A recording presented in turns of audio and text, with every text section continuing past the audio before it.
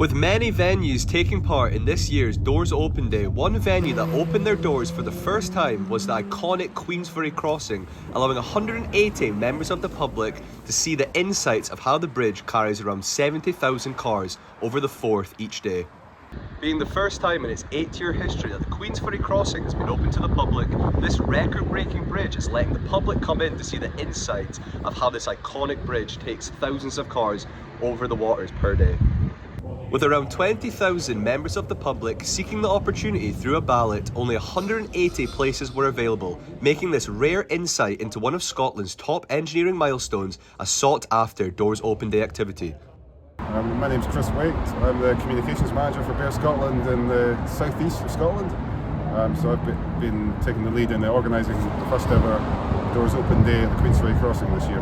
This is the first time since the bridge opened we've had a major public event on the bridge, and it's the very first time that people have been able to see inside the deck of the bridge. So we're taking people up into the north abutment, and then we're going to take them inside the approach viaduct and out into the interior of the deck underneath the motorway that runs over the bridge. So they'll get to see the joints that allow the bridge to expand and contract. They'll get to see the walkways that we use to maintain and access the bridge, how the cables are attached into the structure. And then we take them up onto the deck, and they'll get to walk into the central reservation. So between the traffic running over the bridge, now at 70 miles an hour in either direction, they can see again the cables where they are anchored into the structure, and see the tower close up. These are made up, depending on the length of the cable, or depending on the number of individual strands inside. Organised by Bear Scotland, the Doors Open Day tour consisted of an educational tour of the insides of the Queensferry Crossing, led by a member of the bridge's team that guided small groups through the hidden interiors of the bridge. Across, you see a big frame running down. That's what we're doing. Okay? The tour began with a shuttle bus from the Forth Bridges Contact and Education Centre that allowed for a scenic view of the Queensferry Crossing and Forth Road Bridge prior to the start of the tour.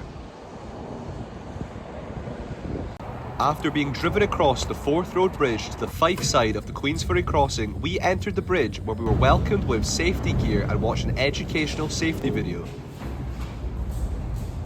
Following the guide throughout the interior of the bridge up to the central reservation, they highlighted both important aspects in the bridge, the building and design process, alongside some facts, such as the bridge containing 1,184 sensors being a world record, and the bridge holding the Guinness World Record for the largest underwater concrete pour, with their 24-hour non-stop operation that successfully poured 16,869 cubic metres of concrete into the water-filled South Tower.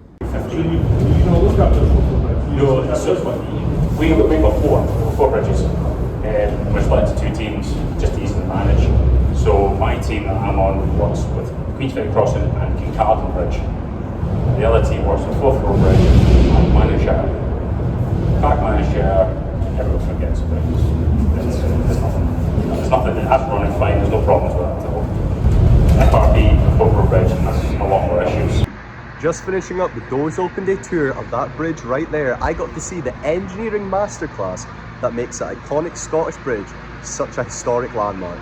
Well, this is the first year we've done it, so we're treating it as a trial. We're hoping we can learn from this and fine-tune the whole process. But yes, we definitely would like to repeat the event in future, particularly with a mind to in 2 years' time, which is the 10-year anniversary of the bridge opening.